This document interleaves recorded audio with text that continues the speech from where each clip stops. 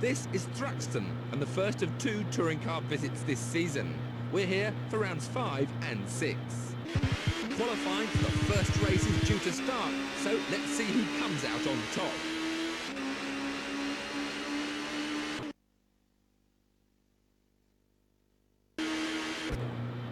With only hundredths of a second separating the first few drivers, we should have a cracker of a race on our hands. You know, I can confidently say Bieler is helping me immensely at the moment, because he seems to keep taking the pole position points away from Menu every time I think Renault is going to qualify on the pole, but somehow they don't. So Audi definitely seems to have the qualifying pace, IMO, and at this stage I'm actually glad to say Menu is not getting that many bonus points for pole position, because that is something you get. So here we are then for race 1, and not revving too much, don't want to get too much wheel spin off the start. Got a reasonable start there, and it's go for race 1 here at the Thruxton Circuit, the first of 2 visits here, and already someone is closing in on me. Looks like one of them... Oh, it was my teammates. That was just a chain of events that happened immediately. I had no idea what my teammate was thinking there, but he was basically just racing me, and then suddenly, just like that, everyone else thought, for whatever reason, it was a good idea to just immediately rack behind me and get me involved in their accident somehow. I mean, that was just literally a chain of events that happened only a split second after the green flag was thrown. And I was literally just an innocent bystander in that whole ordeal. I mean, that was just literally the big one. Right when I saw it. It was quite literally the big one, in terms of how many cars were involved in that. Because I counted at least 7 cars, or 6 cars involved in that wreck. And yet, for one reason or another, I just had to be basically involved in the melee, even though I had no reason whatsoever, just for being forced off the track the way I was. Fortunately, however, the first quarter does manage to benefit the player over the AI, so technically what that means is it won't be too difficult for me to make my way back through the running order, and hopefully it won't take too long for me to catch the leaders either.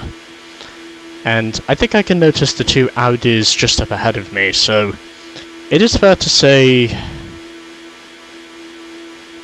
that if there's any word I would use to describe Audi's pace during a race, the perfect word I can immediately think of would have to be mediocre. Because, in my opinion, I think Audi is the epitomizer of being fast in qualifying, but also being mediocre during the race. As I now move up into 2nd position, and I am right behind one of the Renaults. Fortunately, the first quarter does give the advantage to the player, which is probably the main reason why I've already shot my way back up to the lead.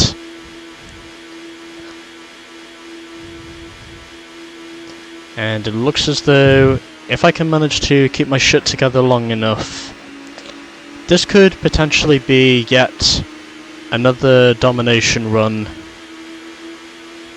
for me and my tricoloured Volvo S40. as I almost got forced off onto the grass, but able to keep it on track, and now officially up into the lead for the first time, taking me 3 laps to make my way back up the running order. Hopefully my teammate Calvin will manage to make his way through the order whilst I am leading this thing.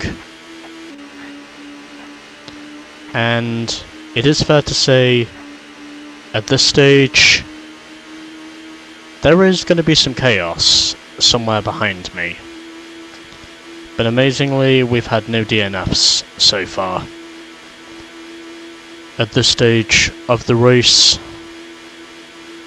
when I thought for sure there could have definitely been some potential DNFs. And that's a wall. Well, fortunately, however, I did have an advantage over the leaders when I hit that inside tyre wall, so fortunately no problems there. I immediately retake the lead from Alan Menu on the outside of the chicane, and back up into the lead I go once again. And it looks as though this is pretty much going to be... oh, fuck my ass. And it looks as though this is pretty much going to be what the rest of the race will look like. Had no idea what Menu was thinking there, but he thought if he attempted to crash me, he was going to take the lead, but I'm pretty sure even I would know that maneuver was over audacious or over ambitious, because even he probably knows that maneuver could not possibly work. I mean, a maneuver like that at Thruxton is about as unlikely to work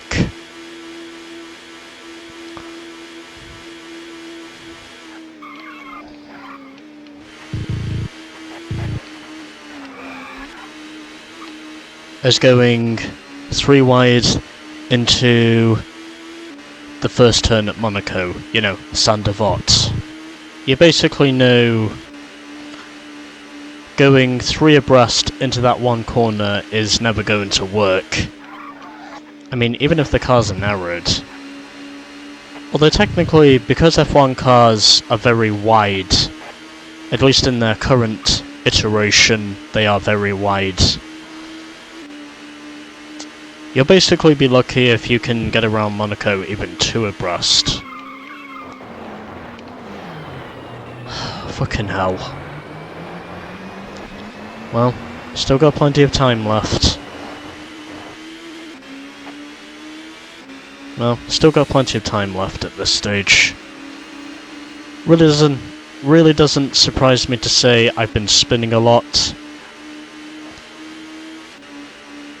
I would say it's kind of unsurprising to see me spinning this early on, and now I've got a Honda behind me.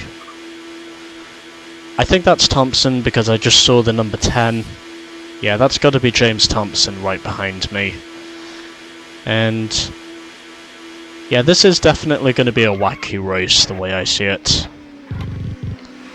And well, speaking of wacky races,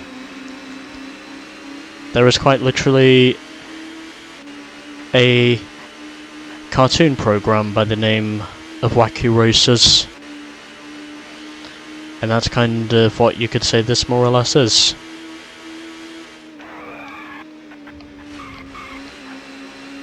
But I think once everything does manage to get simmered out, and I'm not burning up as much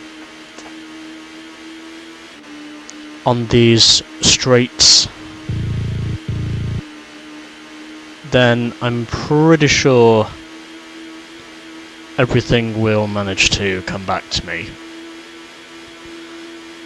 later on, because I would imagine lapse traffic is inevitably going to play a role before the end of this one, and I would think by the time that happens, that's when I will eventually come through and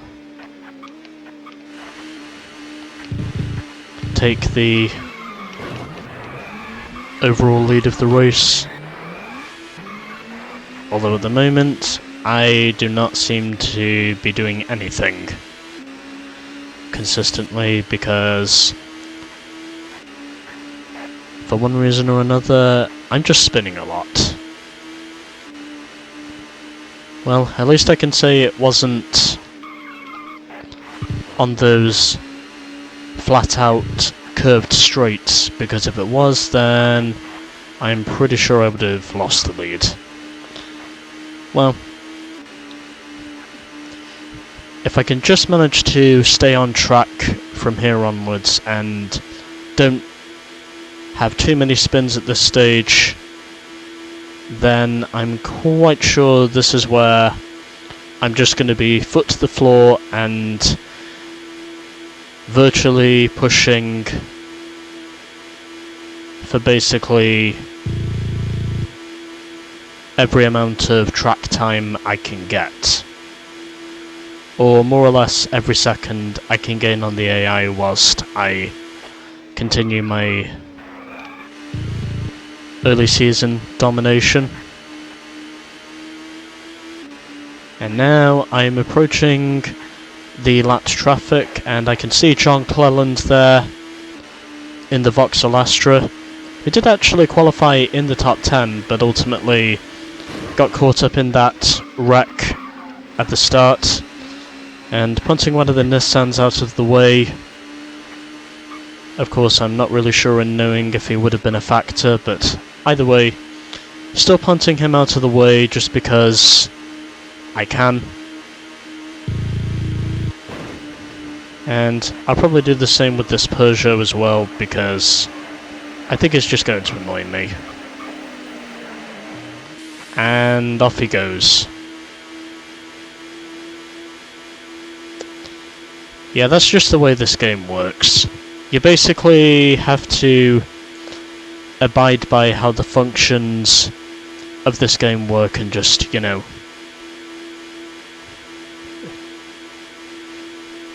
work with them.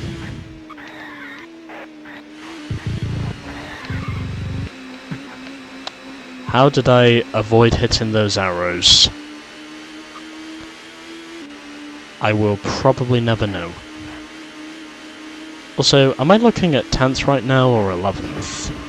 It's definitely one of the Peugeots, so I'm going to assume that's 10th. Well, I'm going to assume Derek Warwick is the guy in 10th. Or if he isn't, it must be the Ford Mondeo that's just up ahead of him.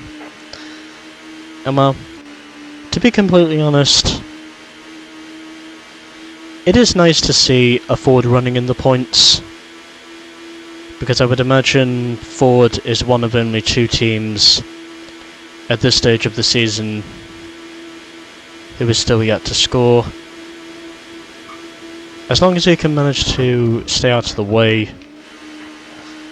Yeah, you know, I basically had to ease off the throttle there because I really do not want to hamper the progress the Ford Mondeo has already made at this stage, especially since he is looking like he's running in the points. Also, is that Will Hoy who I just overtook there? Sorry, overlapped there. So, I'm going to assume he must be running in 10th, because I'm pretty sure the front runners are up ahead of him. And I can definitely see why Rydell certainly had a good car in the championship mode, as well as ironically the Showdown when I was originally doing it with the Audi, but decided right at the last minute. Basically right when I was at the closing stages of the season to just switch over to Volvo because, believe it or not, this is a bad fast car, and I can definitely say I'm easily benefiting from switching to this car over from the Audi so far.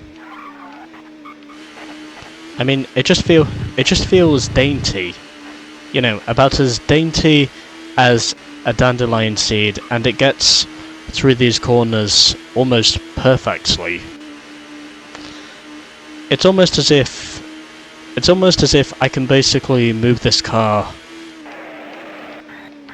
wherever I want to. When I'm doing circuits, I know I can actually drive this thing. I mean, it feels like a car I can actually handle. And it's just the sort of car I should have used originally. Although I did have thoughts about using the Volvo originally, but I then went for Audi, but I decided, well, because it's probably not going to work out for me long term, and I'm probably just going to keep spinning at the wet variant of Brands Hatch over and over again without making any real progress, you know. I mean, what's the point? And now coming up to overlap my teammate, Calvin Burt, who I think is running in 9th, but he could be running 8th. Don't know which position he's running in, to be completely honest. But at this stage, I think I can pretty much say the lead is now well and truly mine, because everything has simmered down from the first chaotic 7 laps we had. So, at the moment, the opening of the Showdown is going just fine, and going basically the way I expected it to. And looks as though I'm now closing in on these 3 guys again. Once again, John Cleland is at the back of the pack, and I must say it's unfortunate for him because, well, he did qualify 9th, and I think if it wasn't for that melee at the start of the race, he might have actually been in striking range with scoring points, potentially. So, just unfortunate for him, as I now put the first of the 2 Peugeots a second lap down, and first of the 2 Fords now a second lap down, as I'm now closing in on one of the Audis just up ahead of me. And is he going to let me through? Yes, Bintcliffe will in fact let me through.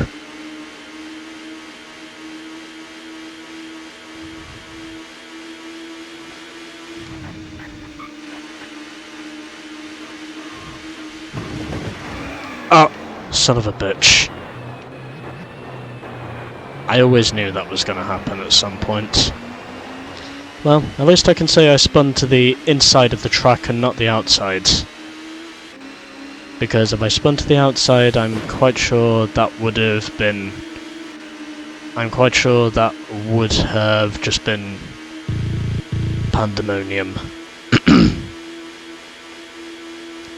But at least I can say this time I spun to the infield and not to the outfield. I think that's a word. Outfield. Well, I spun to the interior field instead of the exterior field. And I just wrecked myself again. Yeah, I think that was David Leslie who didn't really bother to let me through in his fucking Nissan because, well, he was battling there with the 2 Audis for whatever position he was fighting for. I think he was battling for 6th position, was it? Well, I don't know for sure, but I think it was 6th. But either way, it doesn't matter because I am well and truly leading here at Thruxton, and this is probably going to be where the easy part of the championship comes to an end, because once I get into the second quarter, everything is going to be much harder than this.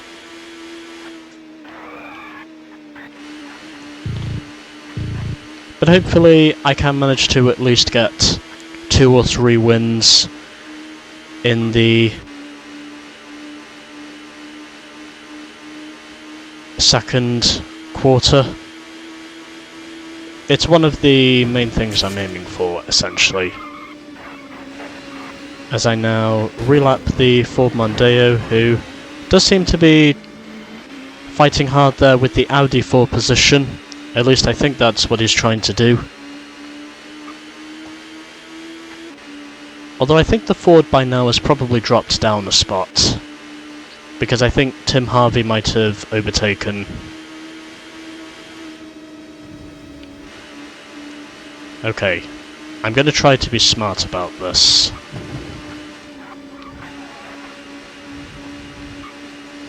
And make sure I clear the Ford Mondeo. And make sure this time I clear the Ford Mondeo properly. And at the moment he is just blocking me like... He is basically just blocking me like an arsehole. He is basically just blocking me...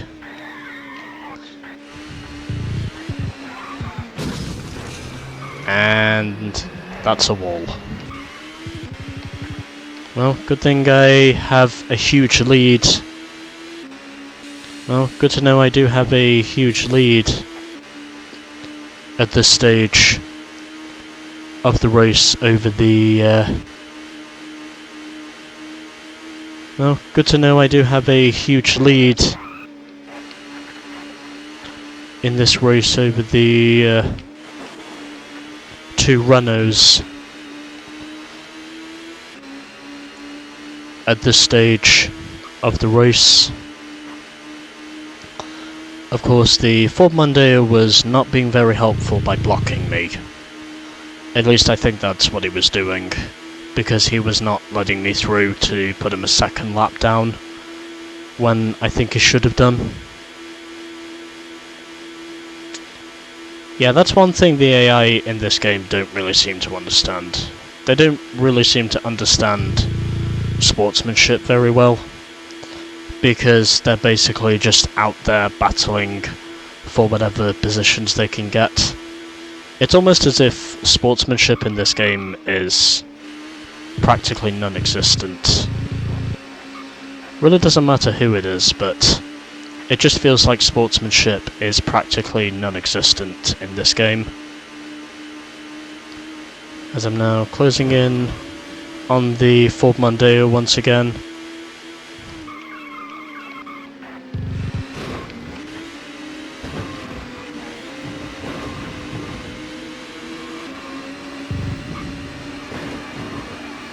And just going to get rid of the Audi before he starts to annoy me. And got one of the Audis there, sorry, the other Audi trying to overlap one of the Peugeots there, as I just gave him some contact. Sometimes that's just the only way you can really race the AI in this game. That's definitely one of the Peugeots I see up ahead of me, but again, still going to annoy me, so why the hell should I be bothered about what he does? And I just sent that Nissan straight into the wall. But whatever. I don't care, because I've seen the AI do that to me in this game plenty of times.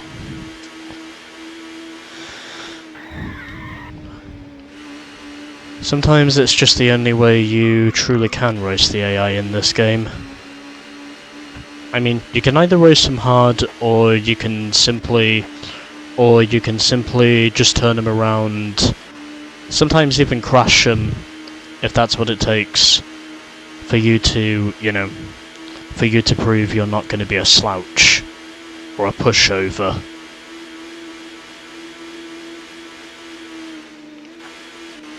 It's just the level of, you know, it's just the level of belligerency you have to show, or in other words, aggression you have to show in order to show that you will basically take no prisoners.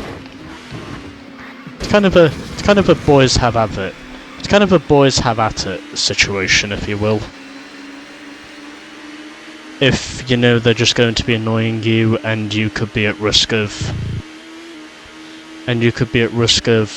literally, you know, wrecking yourself in the process because the AI are just being unhelpful.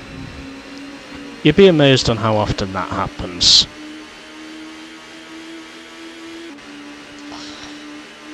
You know, it's basically just a lot of the time kill or be killed. Or in other words, wreck or be wrecked.